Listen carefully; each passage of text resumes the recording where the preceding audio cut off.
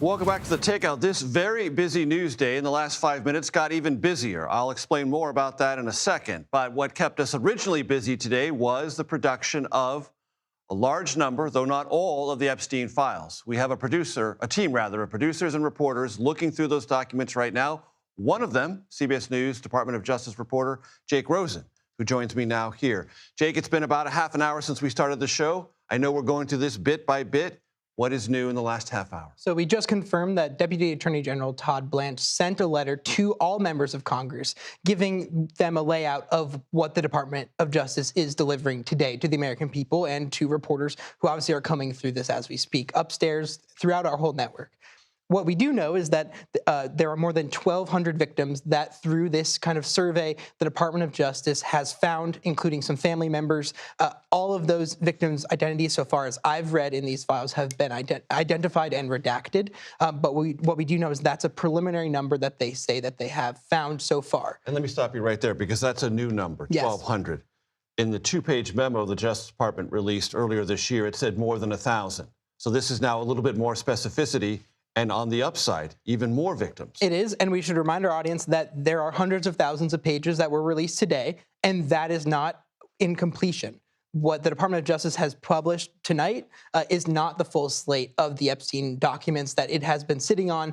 There are still court documents that have yet to be unsealed, even though judges have ordered them. That process will play out, but those documents are not included in what is released today. Does what the members of Congress can find in this letter from Todd Blanche, the Deputy Attorney General, offer a roadmap that they might find useful to go through this document release? Well, partly because some Democratic members are upset that this, and Thomas Massie, who brought forward a lot of these claims, is upset that there is not a Department of Justice here that is sticking to the plain text of the first paragraph of this bill, which says that 30 days from the signing of this bill, which was before Thanksgiving, there would be a full slate of documents. All is the word. And it is in the second sentence. The Department of Justice has not delivered that. We saw Deputy Attorney General Blanche say earlier today the Department of Justice has said any kind of opposition or framing around the Department of Justice not doing their job, they're trying to spin it back to past presidential administrations who have not released these files before, saying that they're obviously dedicated to this transparency. However, it appears as of right now,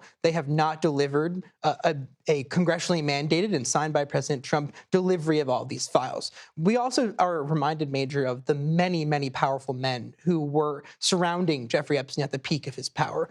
Richard Branson, Walter Cronkite, Mick Jagger from the Rolling Stones. There are new photos in these that were not released in the last couple of batches last week. I think it's a humble reminder that this man at the peak of his power and financial wealth was spending time with some very beloved people in the world and in American pop culture. He built a network of high-profile people, took a lot of photos of them, and the essence of Barry Levine's book and others who have written about this was part friendship, but also part protection.